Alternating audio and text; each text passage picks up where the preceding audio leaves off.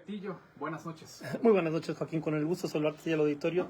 Mira, pareciera ser que los tiempos electorales no dejamos de vivirlos jamás y pues prácticamente acabamos de vivir una elección que hace apenas 3 semanas se llevó a cabo, bueno, ya 2 semanas, no más, básicamente, ¿cuáles 3? Y además vemos que todavía están litigándose algunos resultados, Sí. pero lo impresionante es que prácticamente ya estamos a la puerta de un nuevo proceso electoral en Aguascalientes, un proceso electoral que va a ser muy sui generis, que es el único que vamos a vivir con esas características en la historia, tanto en el pasado como probablemente en el futuro, y es particularmente esta elección que tenemos el año que entra de gobernador del estado. Una elección atípica porque tradicionalmente estamos acostumbrados a elegir al mismo tiempo gobernador, presidentes municipales y diputados, pero con esta lógica que se llevó hace algunos años relativa a de alguna forma ajustar las elecciones locales con las federales, se hicieron ahí algunos ajustes que nos han ido llevando a estas elecciones atípicas que hemos tenido, ¿no? Tuvimos hace 2 años una elección solo de ayuntamientos, luego tuvimos esta elección que acaba de pasar con ayuntamientos y diputados, y ahora vamos a tener una elección solo de gobernador. A final de cuentas, en el 2027, si no mal recuerdo, se ajustarán ya todas las elecciones y ya todos los procesos que tendremos a futuro serán procesos cada 3 años federales y locales. Nuestra elección de gobernador será concurrente con la elección intermedia federal de diputados. Esa es básicamente la idea de lo que está planteándose y lo que estamos viviendo y la razón por la cual el año que entra tendremos una elección solo de gobernador del estado. Una elección que por sus características va a implicar cosas que jamás hemos visto. Una elección unipersonal, con un solo candidato, sin esta estructura de los candidatos a diputados locales, con todo el foco de la atención pública puesta sobre los individuos que los partidos políticos postulen a la gobernatura del estado, pues se antoja una elección muy interesante y que obviamente tiene condicionantes tanto políticas como de orden mediático que vamos a ver cómo las enfrentan los partidos políticos y los candidatos, y particularmente se percibe en la lectura que podría ser una elección demasiado marcada por el individuo naturalmente y no tanto por las marcas, lo cual de alguna forma podría discutir hasta qué punto esta hegemonía que la marca Acción Nacional ha tenido durante ya algunas elecciones podrá sostenerse en el contexto donde la gente voltea a ver más a un individuo, a un hombre o a una mujer en contra de otro, ¿no? Ese contraste entre las personas podría de alguna forma diluir las simpatías y las animadversiones partidistas y podría llevarnos a un resultado de alguna forma impredecible, ¿no? En la lógica de esta elección, pues empezamos ya a ver prácticamente a los actores políticos hegemónicos posicionarse, particularmente en Acción Nacional. Ya vemos como claramente Antonio Martín del Campo sale y se destapa. Tere Jiménez prácticamente hace lo mismo a las pocas horas, hace ya prácticamente una semana, semana y media. Y ahora vemos cómo este partido, el Partido Acción Nacional, literalmente probablemente va a empezar una discusión de fragmentación en cómo llevar a cabo este proceso de selección de su candidato sin fragmentarse.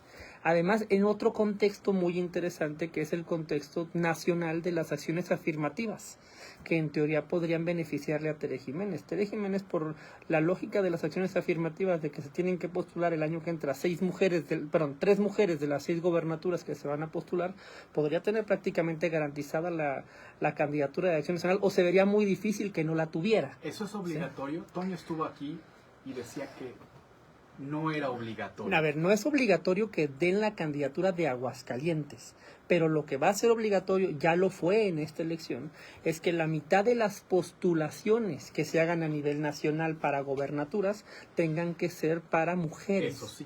Eso sí va a ser obligatorio. La discusión ahí es si Aguascalientes tendría la capacidad como estado para ser uno de los pocos, de los 3 estados donde se privilegiara de alguna forma la posibilidad de que fuera un hombre el postulado. Me explico, cuando tienes otros estados, probablemente con un mayor tamaño, peso, densidad política y demográfica, que de alguna manera si tienes una candidata natural, que es mujer, alcaldesa, diputada federal, que tiene esas condiciones, pues ¿para qué te la complicas en tu escenario nacional con un lugar que ya tienes para una mujer, además en un estado pequeño, ¿no? Esa discusión podría beneficiar notablemente a Tere Jiménez y complicarle la elección a Antonio Martín del Campo, lo cual no significa que Toño no tenga posibilidades de ser gobernador. Lo que se discute es si Toño tomará o no tomará la decisión de buscar la gobernatura por una vía alterna. Un estado pequeño que además se asume muy panista y que lo ganarían sea quien sea el candidato. Esa es la primera lectura que hoy tenemos. La marca PAN, obviamente, con los resultados que acaba de tener, pues parece que está muy bien valorada, que también es una elección, la que acabamos de tener, muy atípica, con un voto muy polarizado en la lógica de la 4T, que además ha ido perdiendo las clases medias, que son típicamente el electorado de Aguascalientes. Hay que ponerle muchos matices y otra vez volver al énfasis de la elección unipersonal.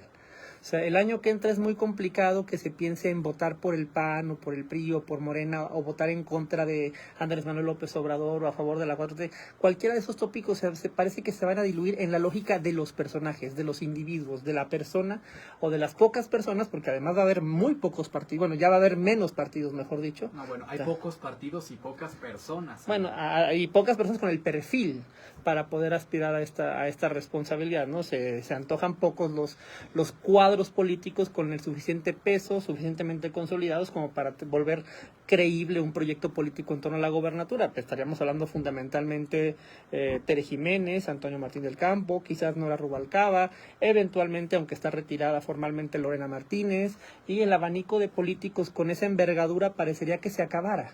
Si ves ¿no? a alguien que le haga sombra a los perfiles panistas que mencionas, a Toño y Tere, o el mayor problema para el PAN sería efectivamente que se dividan, que Toño se vaya con otro. Ese movimiento ciudadano. Ese sería un problema, pero siempre hay que entender que una elección, como su nombre lo indica, es una elección, supone alternativas. Sí, y ahí el problema para el PAN sería que surgiera un outsider que no vemos incluso desde el día de hoy, que pudiera llegar y posicionarse como una alternativa razonable frente al candidato del PAN, sea Tere o Toño. Tendría que ser un fuera de serie para no es tan fuera de, no es necesariamente algo fuera de serie, simplemente algún candidato que fuera capaz de aglutinar una lógica antisistema, que además en una lógica de un acaparamiento mediático por parte de individuos puede no ser tan complicado, ¿sí? Porque de lo único de lo que vamos a estar discutiendo el próximo año va a ser del individuo o los individuos que están postulados. No vamos a estar hablando de los candidatos a diputados locales y federales, es decir, el foco público que va a haber sobre los candidatos a gobernador, que solo van a ser candidatos a gobernador, va a ser tremendo. La presión mediática sobre los individuos va a ser brutal y cualquier error obviamente va a recaer sobre la candidatura en general y sobre la marca, ¿me explico? O sea, es muy complicado pensar que podría diluirse con este efecto de la marca política. Pareciera ser que el individuo va a tener una centralidad, ¿no? Y eso es lo que pudiera llamar la atención de esa elección. Lógicamente, analizándolo con las condiciones estructurales que parece arrojar la pasada elección, los números, pues pareciera ser que el PAN la tiene garantizada. Pero ese pareciera ser puede ser muy engañoso en la lógica de una sociedad clase mediera, con un cierto nivel educativo, en una lógica de una elección que pudiera de alguna forma constituirse a partir de una lógica mediática de individuos, donde yo creo que cualquier cosa pudiera llegar a pasar. Eulogio Monreal, se destapaba el mismo. Arturo Ávila, también podrías hablar de Aldo Ruiz, probablemente podría tener alguna posición, o algún otro que no veamos, ¿sí? O sea, también yo creo que no hay que cerrar, particularmente en ese tipo de elección, yo no cerraría las posibilidades a la aparición de una figura de un outsider, particularmente porque... ¿Dónde ha pasado eso? ¿Dónde ha pasado eso? Macron, en el caso de Francia, es un outsider que sale de la nada y gana la presidencia de la República. En el caso de Brasil, Jair Bolsonaro es un outsider que sale con un discurso antisistema. En el caso del Bronco en Nuevo León, no te estoy diciendo que sean los mejores gobernantes. El mismo Trump. El mismo Trump. Lo que te estoy diciendo es que en lógica, la nueva forma de hacer política en la era de la comunicación digital facilita mucho que se polarice una elección en torno a personas, y particularmente que esta elección que vamos a vivir el año que entra va a ser de esas características, y que hay que tener, pues no sé si cuidado, pero sí hay que tener reserva respecto de esta inevitabilidad del triunfo del Partido Acción Nacional, que sí me parece que si se lee, que se cree que el resultado de la pasada elección se lee en la lógica de una hegemonía indiscutible del PAN, me parece que es una mala lectura, máxime las condiciones que se prevén para la próxima elección el año que entra de gobernador.